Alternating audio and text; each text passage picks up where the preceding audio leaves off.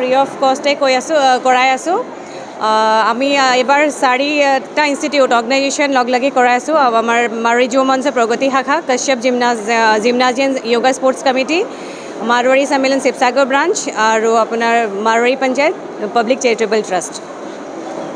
এইবছৰ য়োগা দিৱসৰ 10 বছৰ সম্পূৰ্ণ হৈছে। লাষ্ট আমাৰ PM নৰেন্দ্ৰ মোদীয়ে 2014ত ইউনাইটেড নেশ্যন জেনেৰেল এছেম্বলিত এই প্ৰস্তাৱটো ৰাখিছিল যে আমাৰ এইটো য়োগাৰ কাৰণে। তো তেতিয়া এইটোত এপ্ৰুভেল পাইছিলে আমাৰ ইণ্ডিয়াই। তাৰ পাছৰ পৰা এইটো ষ্টাৰ্ট কৰা হ'ল ইণ্টাৰনেশ্যনেল য়োগা ডে। এইটো 10th ইয়াৰ কমপ্লিট হোৱাৰ কাৰণে এইবাৰ আমি ভাবিছিলোঁ যে আমাৰ প্ৰোৎসাহন দিবৰ কাৰণে ষ্টুডেণ্টৰ ভিতৰত, সেইটো কাৰণে কম্পিটিশ্যন, এটা ট্ৰেডিশ্যনেল কম্পিটিশ্যন উইদাউট ৰেজিষ্ট্ৰেশ্যন আমি পাতিছোঁ।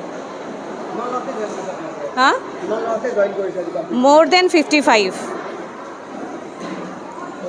सभी को आज मारवाड़ी यमन शिवसागर प्रगति शाखा 3 अदर ऑर्गेनाइजेशन के साथ मिलके योगा डे सेलिब्रेशन कर रही है 21 जून को।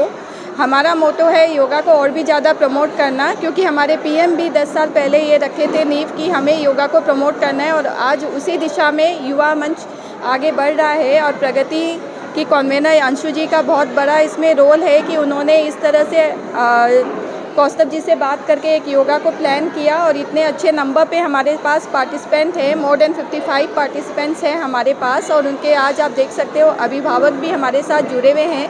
200 से अधिक संख्या में लोग हमारे साथ हैं, और हमें ये मैसेज देते हुए बहुत खुशी हो रही है कि रोग सबको रखे निरोग।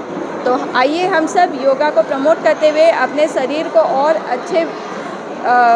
अच्छे वायु के साथ आगे बढ़ाते हुए और अपने आप को किसी भी बीमारी से ग्रसित ना करते हुए योग को अपनी लाइफ में फॉलो करें।